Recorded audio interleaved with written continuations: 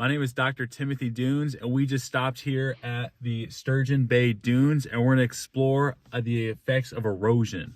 Here we are now at the Sturgeon Bay Dunes, bordering Lake Michigan. Most of these dunes that we can find here in the state of Michigan are between 4,000 to 6,000 years old. Unlike this one, some of the Lake Superior ones further away can be seen from outer space. Maybe these ones as well, but we're not sure yet. But later on, we'll be talking to some of our residential specialists, scientists, to be able to discuss more about the beauties of this habitat.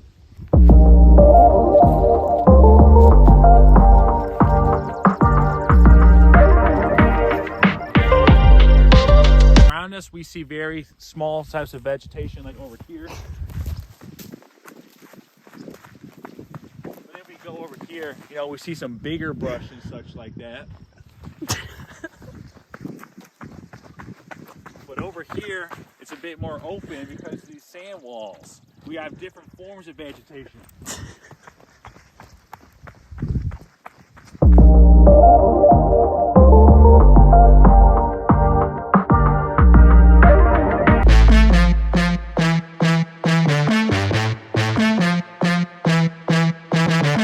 Here we are now on top of the first dune. As you can see, this side is more the erosional side. We're seeing basically no vegetation on this side whatsoever, besides on the very edges. Even so, it's quite sparse, only like really grasses. On the other side, we'll see the depositional side as compared to the erosional side. The main effects of erosion that we see here now are due to human activity like this.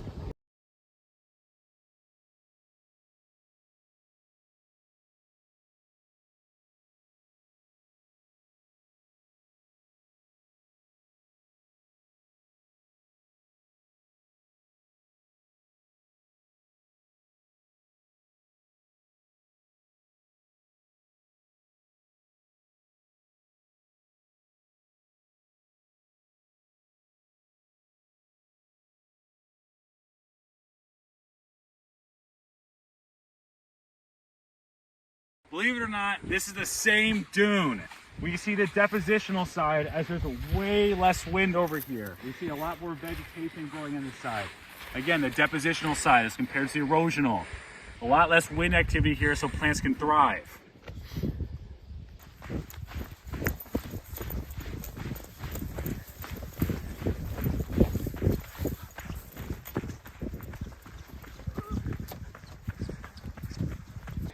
Now that we're on the lower part of the dunes, we can see this is much more densely populated with vegetation. As we see around us, tons and tons of ferns as we enter this tree wall to start off this next dune.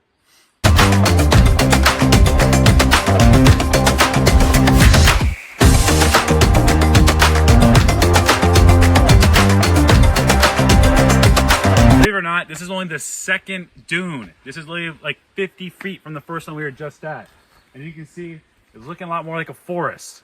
This is only the second as compared to like 8, 10, multiple. And the further in we'll go, the more and more it'll look like a forest and less like a dune ecosystem. So one of these big reasons why this is so much more densely vegetated versus these is these strong root systems that these trees have that are able to prevent the erosion from the wind.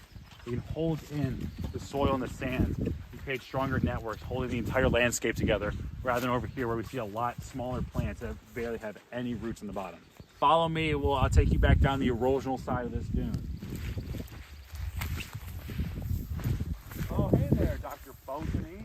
Oh, hey, Dr. Dune, how are you doing? I'm doing good, how are you? I'm doing pretty swell. Wait, what are you looking at over here? I'm just here admiring these pitcher thistle right here. You see, these are a very important plant to these dune ecosystems as they grow very few places on these dunes. We have a lot of them in Michigan, up to about 1 million, but other places like Indiana, there's only about 500 to 1,000 left. Okay. Well, is there anything important about other invasive species competing, like buckthorn, knapweeds? Oh, for sure. There's a lot of invasive plant species, but of course, there's also invasive weevils we have to worry about.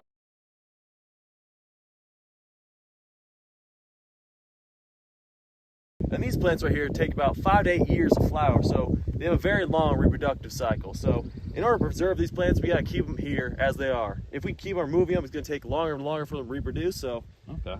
And where are these usually found? These are found all around dune habitats mostly. That's why we have so many in Michigan, but other places are not that lucky. Okay, sweet. Thank you. Of course. All right, now come check this out. This is one of those pickled thistles that Dr. Botany was talking to us about. Hey, I thought I told you once before. This is a pitcher thistle right here, like a baseball man. Well, See? why does that even matter? Well, you see, this is a very important native plant for our dune ecosystems here. They're great for the pollinator network.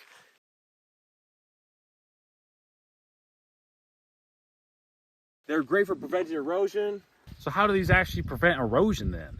You see, these plants can survive in low moisture environments. Along with that, they have complex root networks, so they're really good for preventing erosion on these dunes here.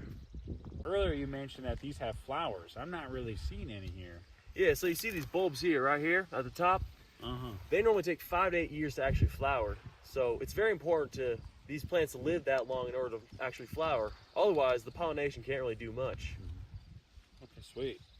Thank you, Dr. Botany. Well, anytime, Dr. Dune.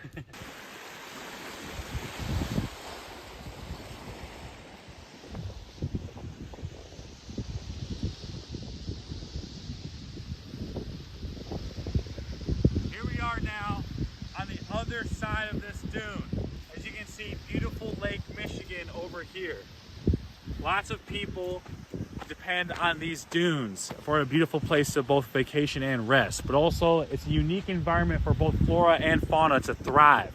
Due to the minimal amount of freshwater dune habitats, there's a lot of endangered species that need to rely on the protection of these lands.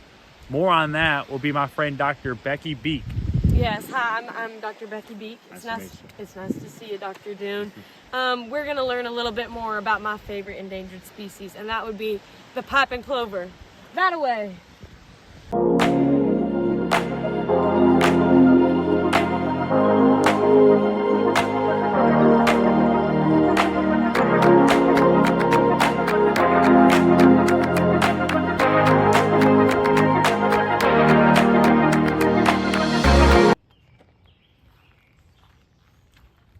I'm Dr. Dune, and this is Becky Beek, Yes. and we are outside of the Pipe and Plover Research Facility at the University of Michigan Biological Station. Yes, here we are at the Pipe and Plover Research Facility. And let me tell you, these are some of my favorite endangered species, these Great Lakes pipe and plovers. And it is so important that we conserve their habitat because they need these Great Lakes coastal areas to have their nests. And because their nests are at minimum 45 feet away from other nests, they need a lot of space, you know? So it's important that we protect this area.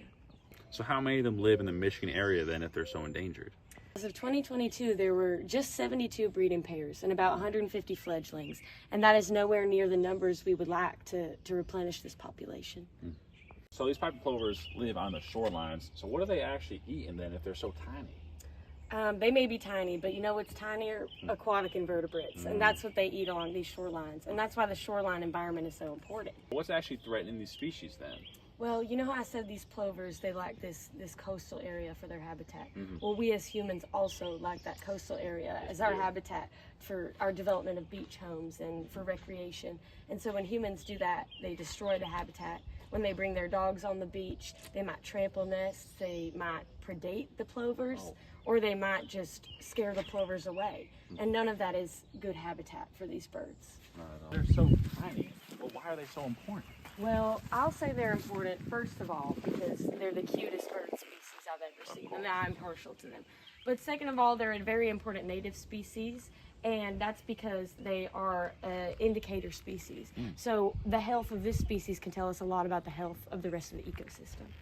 So doctor, what can we actually do to help protect these birds? Well, I'm glad you asked. There are a variety of things we can do to conserve these plovers. The first of all, I would say just being educating the public about what they look like, what their nests look like, and to keep their dogs off of beaches and plover habitat, as well as keep your feral cats inside. We can also have captive breeding populations like this one to help rebuild the populations in the wild. And as well, we can just limit beach development in plover habitat. Thank you.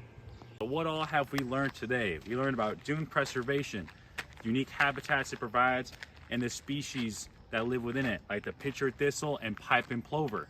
We also learned about what we can do ourselves to help protect these creatures and flora. And thank you all for watching. Dr. Dune out.